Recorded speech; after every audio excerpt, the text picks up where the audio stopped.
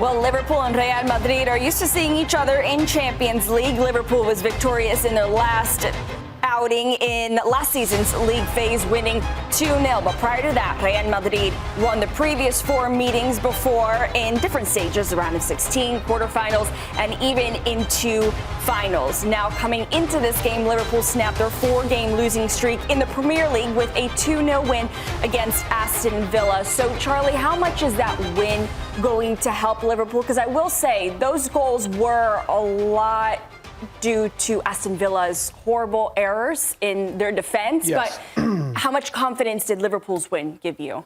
I think it gives the group a ton of confidence, not so much because of the goals, but I'd say more so defensively, the clean sheet. They've struggled defensively. Now, Alisson's a big miss. Mamardashvili comes in, and I think there's an adjustment period with him. This back line has been a little bit makeshift with Kirkez. I don't think that adjustment has gone too well, so Andy Robertson's been back in. Remember, he's kind of been, I think they wrote him off a little while ago. Now he's back into the team. It feels like he's important with his experience, bringing some continuity along this back line. And then I look at, man, can Van Dijk raise his game? Because the level of importance of him to continue to play at supreme high level, to put out fires before they start, that's what made him so good. So I'd say more importantly, the clean sheet to get this team going from a defensive principle side has benefited them heading into this match. Yeah, now there has been a lot of talk, of course, from fans, from journalists, included, and then you speak about Wayne Rooney, who have had comments to say about this Liverpool side, Geoff. Wayne talking about how he sees a lack of leadership from Virgil van Dijk, from Mo Salah, and just the body language that these guys have on the pitch. And Van Dijk, he did comment on that, saying, I didn't hear him last year. It doesn't hurt me, to be honest, but I feel like that comment, I would say, it's a bit of a lazy criticism. That's my personal opinion. It's easy to blame the other players, but he knows as well as everyone else, we do it together, trying to help each and every one of us to try to get out of this. So what do you make of kind of the shots fired back at Wayne that Virgil had to say about this? In short, I think he doth protesteth too much.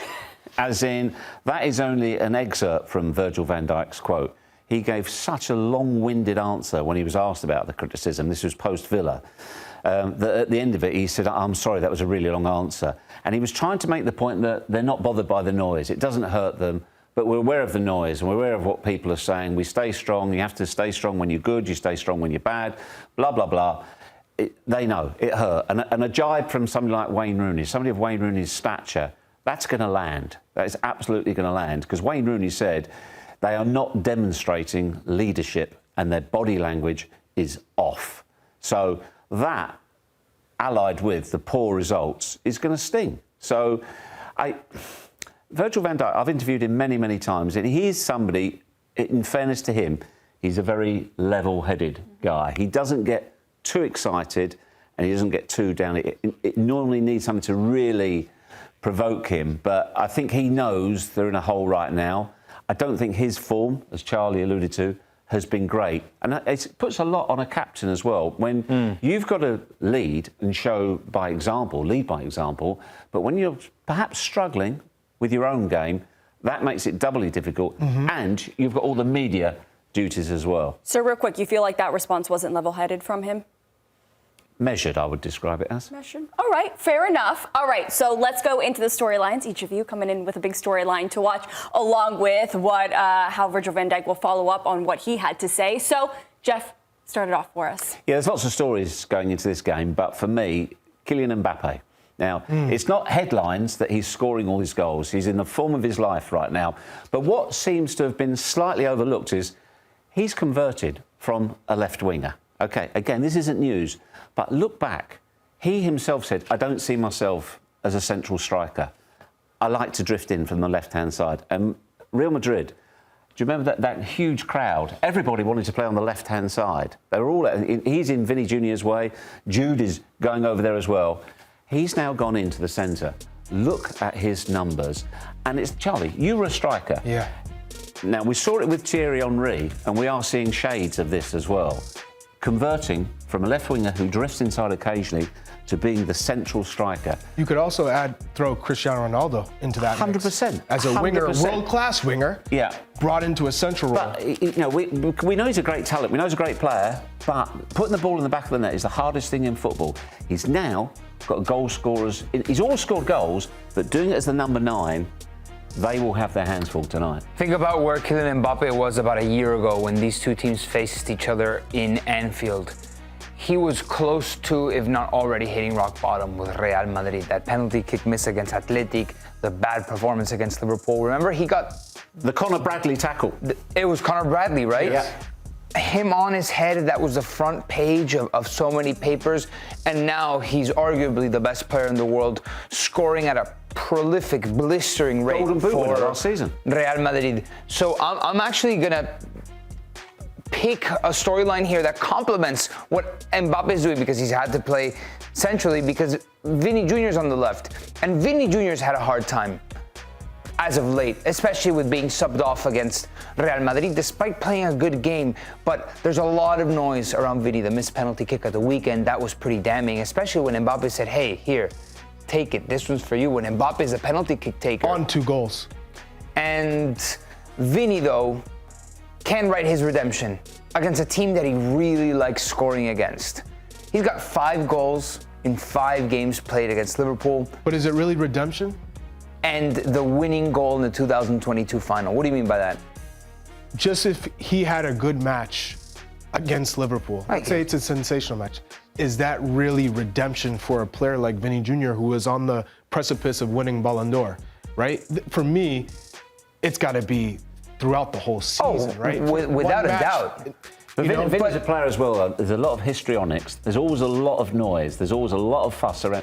Everything he does, says, achieves, or doesn't achieve becomes a huge story. So, in some ways, it's almost tougher for him. One game in the league phase isn't going to change the trajectory as to whether Vinny gets a new contract with Real Madrid, if he's once again in that limelight of best player in the world to potentially win Ballon d'Or again. Now, I'm not saying that, but in this whole era of it's Mbappe's Real Madrid and no longer Vinny's team, he needs to be at his best. And I hope Xabi Alonso, for the case of just watching great football, gets Vinny back to that type of level. Yeah, I think just he's been a little bit too emotional. Yeah. And that's been his problem. His crutch at the moment is when he's great and he's high. But when he's low and he misses that penalty and he's subbed early, it's too low, and he needs to figure out that balance.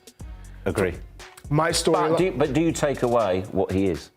If No. you take that, if you lose that from him, yeah. It's almost like you just have to figure out a better approach to make sure that he doesn't get too low. That's how he is. All the emotions, the provocativeness, the emotions, riding high, riding low, and the quality. The apology that included everybody except the manager that he snubbed. That's how Vinny is, and you got to take it for what it is. Yeah, it doesn't get you to a long-term contract. I'll give you that.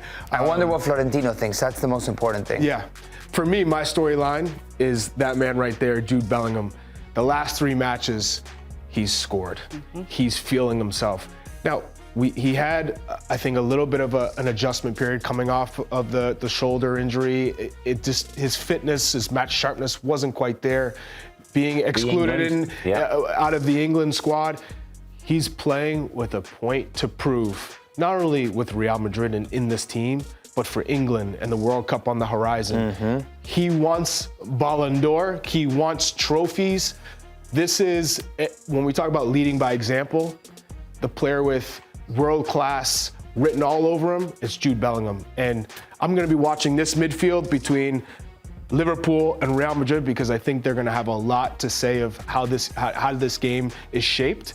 And I think Jude Bellingham is going to have a big point to prove in this one. We guys came in with 3 big Real Madrid storylines. Let's take a look at the projected starting lineups for both teams. Jeff, starting with this Liverpool side, how do you see them being able to dictate this game? You guys gave a lot of props to what Real Madrid can do. How is Liverpool going to be able to handle them? Well, just going on the back of what Charlie said, I think it was really important in the game against Villa the weekend. They had their proper, if you like, midfield restored. McAllister, Szoboszlai and Gravenberch. I think that's massive for Liverpool. Absolutely. That's their engine room, that's their heartbeat, and that will dictate for me the way this game plays out. Look, control that Real Madrid side is not going to be easy, but don't underestimate the Anfield factor. I know Real Madrid are used to big occasions, but as it's famously described, it's like going into a washing machine. And you have a game plan, it all goes. Yeah. And Arne Slot has come in with so many new players and trying to figure out what's the right pieces to this puzzle, when all along maybe the answer is right there in front of him. And figuring out Szoboszlai is not my right back. I'm going to go with Connor Bradley and Robertson. Bring those two alongside Konate and Van Dijk. And then the anchor in midfield, which you touched on perfectly, is McAllister and Gravenberch, to give you real strength and structure in the midfield, has allowed Mohamed Salah, who scored on the weekend, feeling better. You need him to be your difference maker. So who's not on that graphic? Yeah, Trent. Yeah, I don't think he's going to start. Nor do I. Because he hasn't played basically all season long. He's only just come back to the bench this weekend, didn't even get minutes. And Valverde, for as much as he doesn't like playing right back, He's been brilliant. he's a really good right back. At one point last year, I think you could have made the argument that Fede Valverde was the best right back in the world. Who? Fede Valverde was the best right back in the world. Okay, quick predictions. Charlie, we'll start with you. I'm going to go Real Madrid. They're just playing that much better. They're in form. Their last loss with Atletico Madrid, and that was ages ago. Mbappé is playing at a whole new level. I'm going to go with Real Madrid, get the win at Anfield today. Ditto. Same. Nico, you think Liverpool is... Clean sweep, but could you imagine what a win, considering all that we said, what a win would do for Liverpool's morale? That would change, If they that could pull change it off. everything. It changed the entire tone of this start. This is a massive capable. game for Ekitike. If Ekitike can continue to produce in a game like this... I don't see Liverpool keeping a clean sheet, though. No. I'm going 2-1. Oh, there we go. See, I took it easy. I didn't push you guys to give me a game prediction. But Liverpool hosting Real Madrid today. 3 p.m. is kickoff. But make sure you turn in earlier to Paramount Plus for your pre-game coverage.